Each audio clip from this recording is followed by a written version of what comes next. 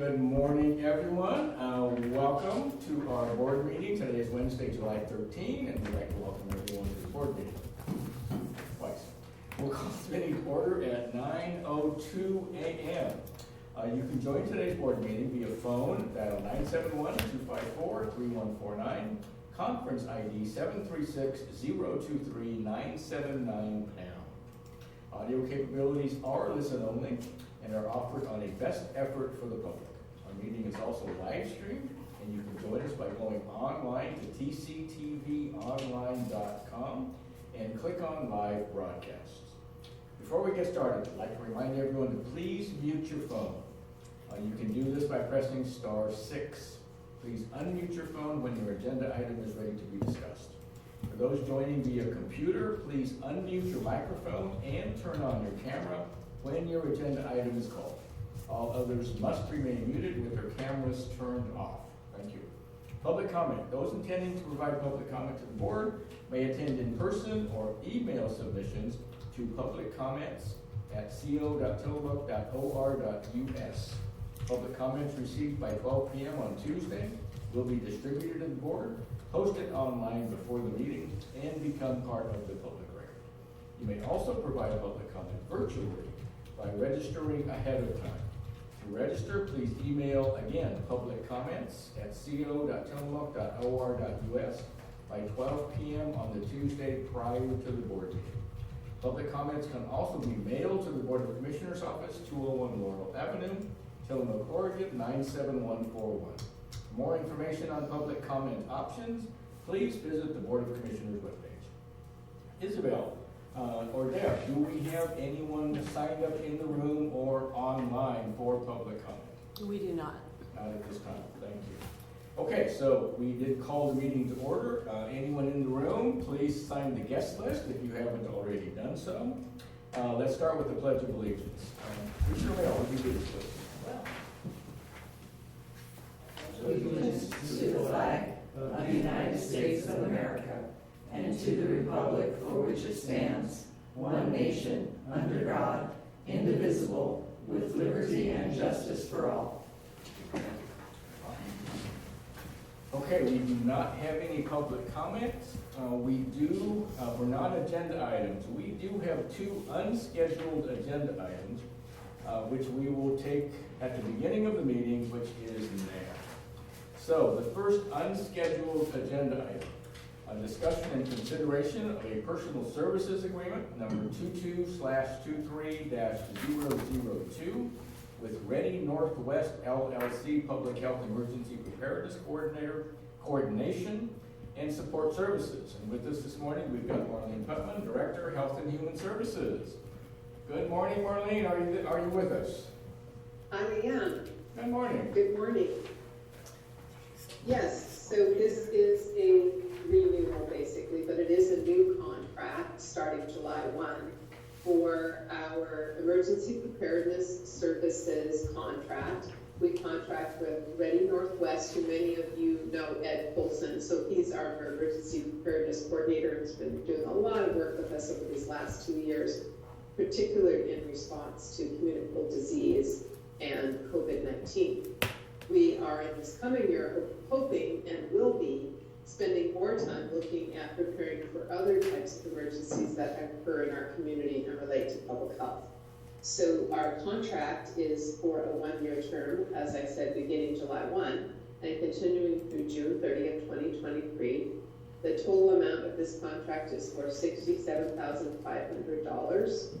And we do our work in accordance to the requirements for the Oregon Health Authority compliance and our multi-year work plan for public health emergency preparedness and response. Ed works directly with myself and our Deputy Director of Public Health, Rocky Phillips. So today it's here for your consideration and review and approval. Thank you, Marlene. Any questions, comments for Marlene? No questions, but certainly comments. We are so fortunate to have Ed in this role, having him as a contractor to help us with the public health response. Ed has been here. He was here prior to the pandemic, helping with public health response. And when the pandemic hit, we were just so fortunate to have him to really assist us in a response to something that, as we've already all talked about, was completely unprecedented, unexpected, and really took a lot of extra work. So having this contract on board is really important. And I think sometimes people question and say, so don't we have an emergency manager? Isn't that, in this case, Randy Thorpe? And so who is Ed and why is this here? And there is a completely separate requirement in public health to have the emergency response that we receive with the support of Ed. So they're two different contracts. While they will work together, they're two different pieces of our emergency response in the county. Ed is terrific, and we're lucky to have him. He's a great asset to the community. And as Marlene mentioned, before COVID hit, Ed was helping us with emergency preparedness for central Tillamook County and largely natural disaster preparedness, business resilience, and for Tillamook area businesses and agencies and individuals. And that work had just started to build some steam. There was a good group coming together, and we had some momentum. It was terrific, and then COVID hit. So folks have been asking me, when are we going to get that back together? And that's forthcoming. So watch for the announcements, and I look forward to continuing to work with Ed and Randy on emergency preparedness in the county. Perfect. And I too, I agree that Ed has been a godsend for us over the past 2.5 years once the pandemic hit. I mean, we've got weekly reports, sometimes more often reports from the health department, and oftentimes it was Ed that was providing those reports. He continues to do that for us at our board briefings, our community call, thank you, every Tuesday morning. So again, it's not for lack of things to do, but it is terrific for the county, and we appreciate him being here. So, we're looking for a motion. Mr. Chair, I move approval of a personal services agreement number 22/23-002 with Ready Northwest LLC, Public Health Emergency Preparedness, PHEP Coordination and Support Services. I'll second. We have a motion and a second. Any further discussion? Hearing none, I'll call for the vote. All those in favor signify by saying aye. Aye. Aye, motion passes. Thank you, Marlene. Thank you. Have a good day. Thank you, you too. We've got one additional unscheduled item this morning, and this is discussion only concerning local implementation of ballot measure 109 from the 2020 legislative session. This is concerning Oregon psilocybin services. And with that, I think I'm going to turn it over to Bill Sargent, have a brief discussion. We noticed that Washington County is in the throes of making the same types of decisions. There are several different decisions that we could make on this. We could decide to do nothing at all. I think we could decide to do a temporary hold on this. And the reason for a temporary hold would be that OHA, Oregon Health Authority, was supposed to, by this time, have the rules and regs for psilocybin already in place. And they are just starting that work, so they're a couple years behind. So one idea might be just to propose a pause and wait for OHA to develop their rules and regs. Another option that we could take, I think, would be to do a permanent rejection of psilocybin services, psilocybin sales, psilocybin growing operations, many things we can do. So with that, I'm just going to turn it over to Bill to have a brief discussion about what we might be able to do. I'm sorry, one other issue. If we're going to do something, this needs to go to the voters in November. So we would have to have a ballot measure should we decide to do something other than just nothing at all. So, Bill. Well, I read the same memorandum that I think you guys did from Washington County. Yeah, the voters passed this legislation that says you can have psilocybin service centers with a facilitator and grow operations, which took me back to the day when I remember that Tillamook County did have some grow operations for psilocybin. They were kind of all out in the fields. But this, I noted, I voted on it obviously, but I didn't Anyway, you can't have, manufacturing's not outside, it's gotta be inside. So, yeah, if the board was of a mind to, we could, craft an ordinance which we would then refer to the voters to temporarily opt out or permanently opt out of the situation. In Washington County, apparently they're thinking about it, at least their board is. So we could put something together if the board wanted to. I didn't look at the timelines, but, if we did an ordinance that we were gonna refer to voters, that's gonna take, a couple of hearings, a couple of weeks apart, and then we have to get an order for a ballot measure to TASI. I can't tell you right now exactly, all those timelines, but if you're gonna do it, I think we'd have to do it, we'd have to make a decision to want to do it pretty quick for staff to be able to get it, because it has to be on the November ballot if it's gonna fly at all, so, that's the short synopsis of where you're at and at least one other county's considering doing. I'm sure there are other cities and counties that are thinking about that. It's a practical matter. I wonder how many service centers and manufacturers are gonna come to Tillamook, but who knows? I didn't think there'd be any marijuana dispensaries. I was pretty wrong on that one, I'd say. So anyway, that's where we are, at least procedurally. The board can do it if they're of a mind to, and then staff's got to put everything together to bring it up through the proper procedural steps to get it on the ballot in November for Tillamook County to, vote on whether they want to opt out or not. And yes, they do it permanently or for a couple of years, or have a sunset on it, when the rulemaking is finished. That would be something that we all would have to come up with at some point relatively soon. Thank you, Bill. Yeah, just want to make one other point here.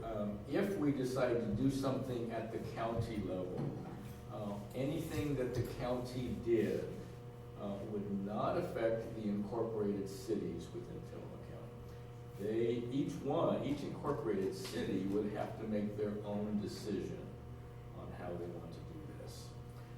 So just open it up for conversations. Do we have any ideas what direction we might want to go on this? I have some questions for Bill. Sure.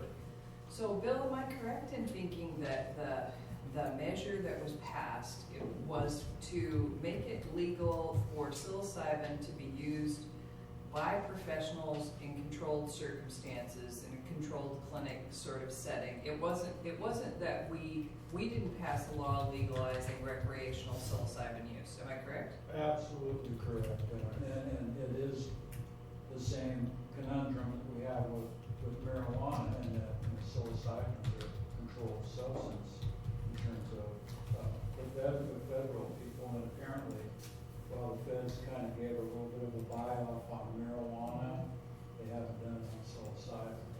That's not anything that you need to concern yourself with. But yeah, that's the way the statute reads. It's for apparently not being a mental health, professional, but the theory is that psilocybin has the possibility of being a good treatment option for people with mental issues, at least of some kind. I don't know, but theoretically, not theoretically, but that's why the ballot probably passed, because, Right. and I think, you probably know better than I do, I don't think anywhere else in the country is there a similar law. I haven't read of any similar laws, but we're not at risk of having psilocybin dispensaries because the law wasn't written that way. Oh, no, it's a wholly different thing. It's a treatment with a facilitator, a trained professional, Trained professional, so let's be clear, it is not a medical professional, it is any individual that's 21 years of age or older an Oregon resident for 2 years or more with a high school diploma or equivalent that completes the OHA certified training program and passes an OHA exam. So I just want to be clear that when we start talking about professional, this isn't professional, they're going to be certified by OHA, but it's not in a medical environment. And one of the pieces that's still in question in terms of the rules are, so you go and you receive your psilocybin and you consume it on site, which is a requirement. The rules that are not yet written, that are some of the things that create concern, include how long will you stay? Will you be able to just perhaps still be under the influence and be released? How will that play into things such as driving yourself home from a psilocybin center if we're, so and those are just the rule-making pieces that are currently missing that kind of create some of the concern, right? Is just that those things will all be looked at and they will be created in a way that we hope is very safe to use psilocybin both for the individual and for the community. They're just not there yet.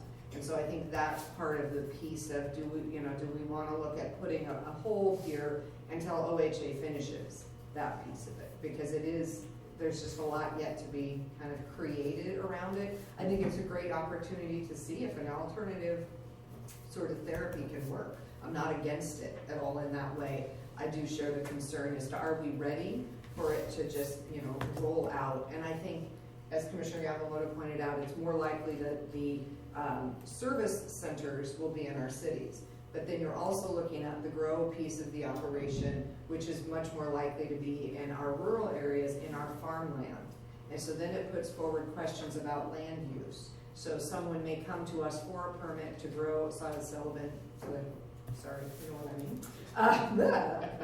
But come to us for a permit on one of our farm areas to grow it, and OHA may not have the rules or will have just created the rules, and we won't have time to have our land use pieces updated so that we're ready for those sorts of applications, which I think may be more of a concern in terms of the county and the county's piece of maybe saying, let's make sure we're ready before we start getting people applying to start grows in our community.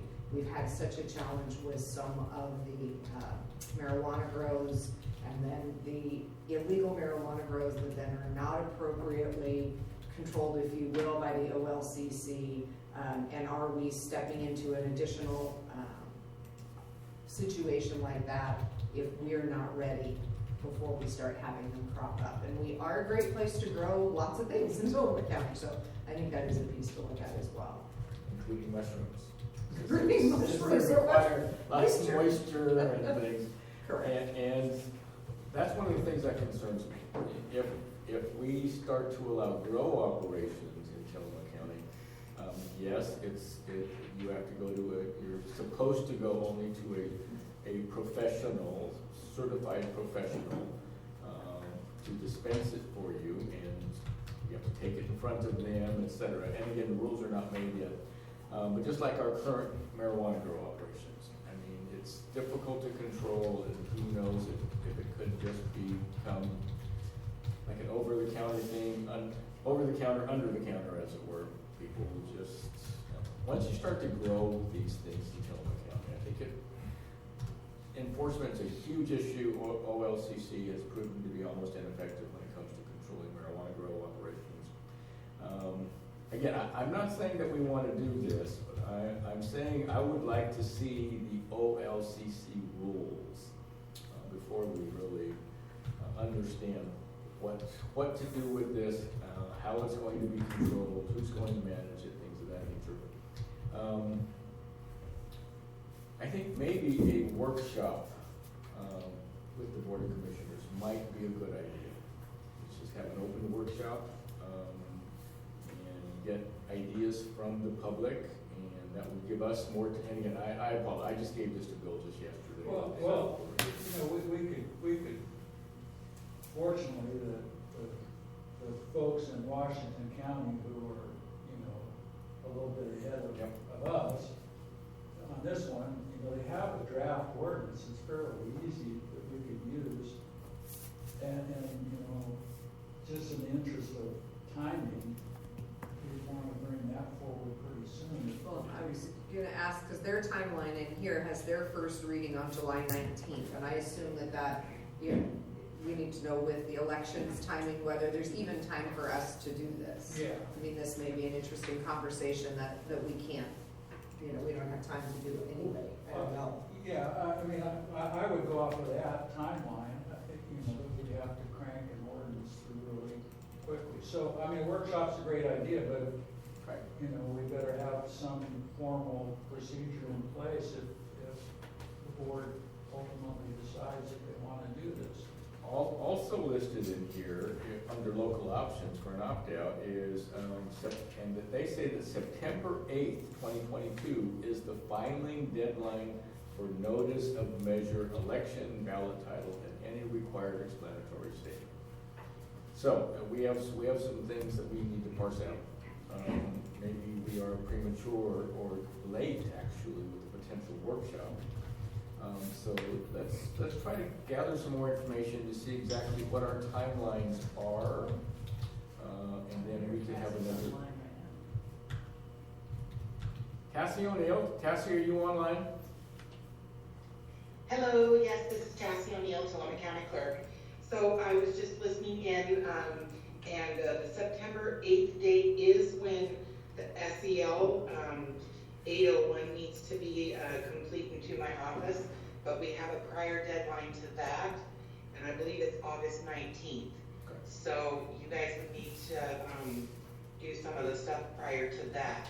And Bill and I can work together on this. Okay. We also have Rob Bovett, who is the Association of County Clerks lobbyist, who is legal counsel that also working on this item, as he was one of the folks that was really involved when the marijuana measures had went through.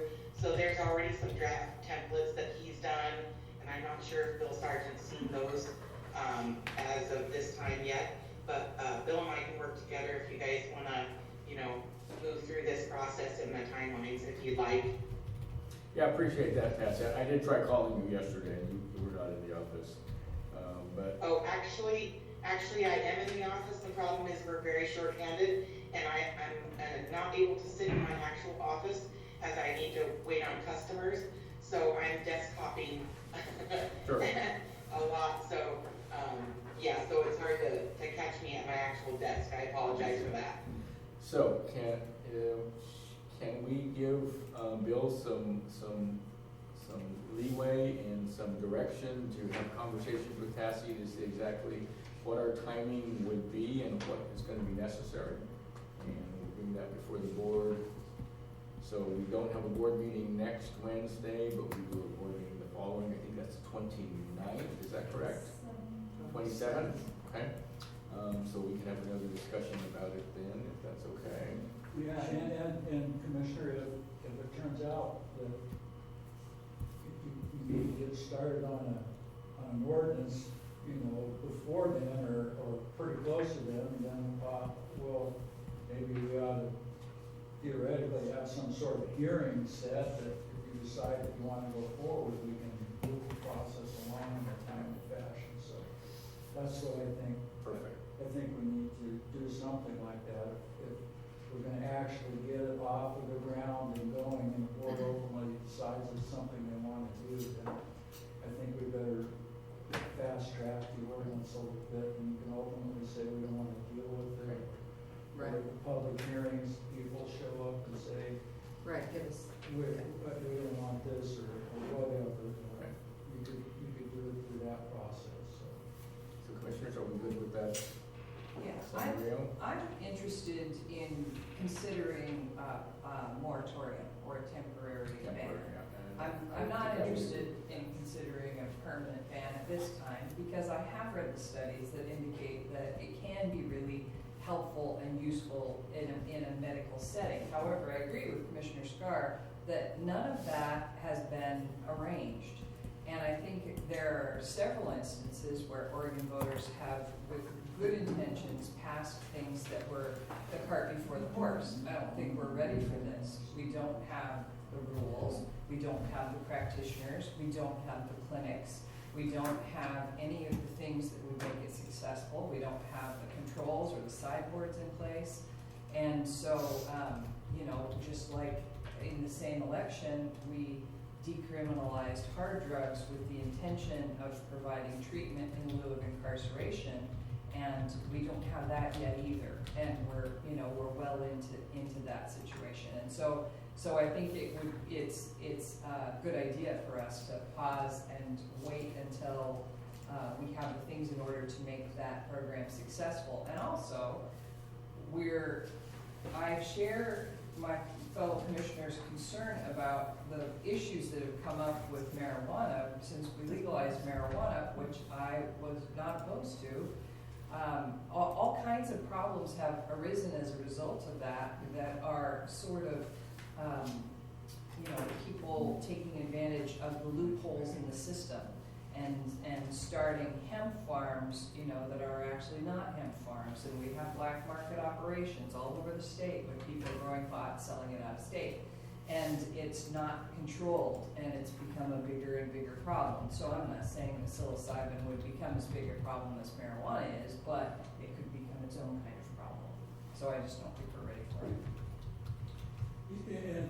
And deja vu, I asked Rachel, I was pretty sure, we did enact a marijuana moratorium, for virtually this, I think, the same basic reasons, because it got passed, and then, they didn't have any rules in place for quite a while, so I think we said no shops in the unincorporated areas until they had the rules made or something, I can't remember.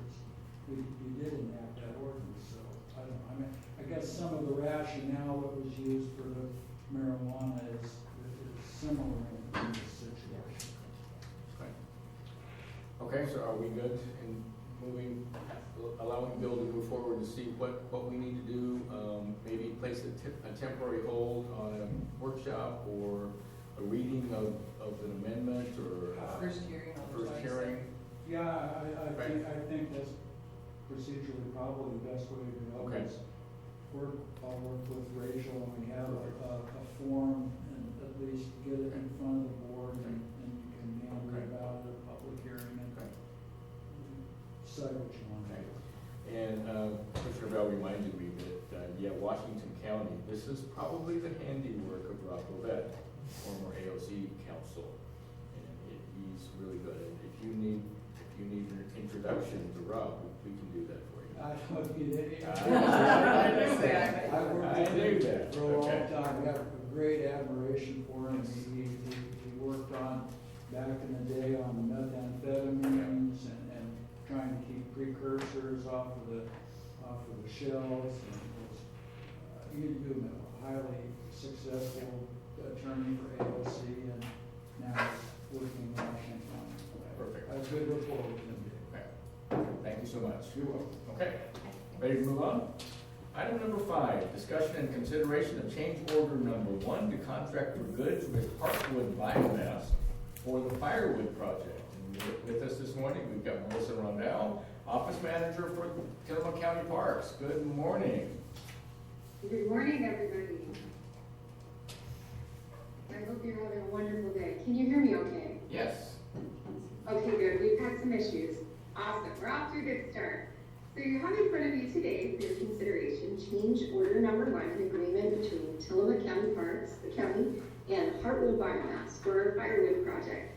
This is a change order. The original contract was entered into on April 4th, 2022. It's an extension to secure delivery of firewood to us until June 30th, 2023, with the option to extend this contract for 2 additional 1-year terms. Perfect. Thank you. Questions? No, I've had the opportunity as Parks Liaison to discuss this with Melissa and Joanne. They're really happy with this company. They're providing a great product and a great service. It's working out well for our campground, and so I'm fully supportive. Okay, I am in agreement. So I just have one question. So I take it this is for resale to the public, so they have wood to burn in their fire rings, things of that nature? It is. Okay, that's kind of what I thought. Okay. And the reason is so that they don't scour the campground and and take every piece of wood available to make their fires. Or start chopping down trees or Right. something like that. Exactly. Okay, perfect. I think we're looking for a motion. Mr. Chair, I move approval of change order number 1 to contract for goods with Heartwood Biomass for the firewood project. A second. We have a motion and a second. Any further discussion? Hearing none, I'll call for the vote. All those in favor signify by saying aye. Aye. Aye, motion passes. Thank you, Melissa. Thank you. Have a wonderful day. Thank you, you too. Item number 6, discussion and consideration of a contract for services with Tillamook Family Counseling Center, Inc. for the fulfillment of Health Services Division / Oregon Health Authority 2022 intergovernmental agreement for the financing of community mental health, substance use disorders, and problem gambling services. And to discuss that, we've got William Sargent, County Counsel. Bill? The state tells the county that they're supposed to provide these services, community mental health, substance use disorders, and problem gambling services, and for many years now, the county has subcontracted with Tillamook Family Counseling Center to perform those services, and as far as I know, they've done a yeoman's job in doing it, so that's what this is. We're entering into a contract with TFCC for providing those services and passing through the money that we get from the state to provide those services. So that's what's in front of you. It's a recurring deal, I think, every other year, so I looked at it, it's fine. I'm sure Mr. Anna Williams has too, and presumably it's fine. I don't know if he's signed it yet or not, but Right. I'm sure he will. Yeah, I thought maybe this would be an extension or a redo of that. Doesn't mention that here, but I'm sure we've had this contract previously with some of the family counseling. We have had, in my reading of it, this is just sort of, it's a fresh contract, but we would expect to see many change orders continue to come through as OHA makes decisions about additional funding that they want to pass through to community mental health programs. And so Tillamook Family Counseling, as you said, has been our provider for a very long time, and they do a great job. They do the work that is required of us as the county, and then additionally they work with our local Columbia Pacific CCO and provide additional services, which they are paid for in that, and then of course they can bill privately for services as well. So they have created a business model that ensures that they are sustainable and make sure that we as the local mental health authority are providing the services as required with our relationship with the state. So. Perfect. I fully support it. As a month. Looking for a motion. Mr. Chair, I move approval of a contract for services with Tillamook Family Counseling Center, Inc. for the fulfillment of Health Systems Division, Oregon Health Authority 2022 intergovernmental agreement for the financing of community mental health, substance use disorders, and problem gambling services. I second. We have a motion and a second. Any further discussion? Hearing none, I'll call for the vote. All those in favor signify by saying aye. Aye. Motion passes. Thank you, Bill. Let's move on to item number 7, discussion and consideration of a Title III grant agreement with the Oregon Department of Forestry for the Tillamook County Yard Debris Program. Rachel Haggerty, Board of Commissioners, Chief of Staff. Good morning. Good morning. Last week, you obligated Title III grant funds to 2 projects, one to the Oregon Department of Forestry and one to the Sheriff's Office. Before you today is an agreement for the Oregon Department of Forestry project for the Yard Debris Program in the amount of $49,000. And this is for the round 1 funding, and it will expire next December. It's ready for consideration. Perfect. Again, this was something we passed last meeting, so. Right. Concerns, questions? No, I'm fully supportive, and I'll just take a moment to let the public know that program with the vouchers for the yard debris program will be available in 2 days on the 15th, as the burning ban starts on the 15th, and the yard debris vouchers will be available on the 15th, and you can get them at all of the transfer stations in Tillamook County to dispose of yard debris. And the purpose of the program is to get flammable materials away from your house and not be having, burning big piles of things or saving big piles of things until the fall after the burn ban, which is also, the most dangerous time to have flammables in your yard. Perfect. Excellent, thank you. Looking for a motion. Mr. Chair, I move approval of a Title III grant agreement with the Oregon Department of Forestry for the Tillamook County Yard Debris Program. Second. We have a motion and a second. Any further discussion? Hearing none, I'll call for the vote. All those in favor signify by saying aye. Aye. Aye, motion passes. Moving on to item number 8, discussion and consideration of a grant agreement number 2019-P7 with Pacific City Nestucca Valley Chamber of Commerce for transient lodging tax, TLT tourism-related promotions. Again, Rachel Haggerty, Chief of Staff. So before you is consideration of a grant agreement with the chamber in the amount of $50,000. This is a culmination of funding from fiscal year 2021 in the amount of $25,000 and fiscal year 21-22, $25,000. The agreement wasn't executed because we were pending execution from the chamber and going over the different projects. So this is money that is carried over the last couple of fiscal years. So before you is the agreement. It will expire next June. We have received comments from Orla regarding the list of projects and how they may not be eligible for transient lodging tax funds. And so the agreement before you today reflects the omissions of the projects of concern and should meet their satisfaction. Yeah, I interacted with the attorney for Orla, who had some objections to some of the things which I agreed at, and then we did a little bickering on some that he thought were and some that he thought were. So finally came up with this. I guess the lesson is Orla's out there looking at this. They're watching us. I was surprised, but anyway, so it passes muster with Orla to the extent that we care about that. I guess we do to some extent, because if they didn't, could result in some sort of litigation or something. But, so we worked it out. They had a really fine guy working for him who wasn't overly strong about some things, but he was on others. So anyway, we got it worked out.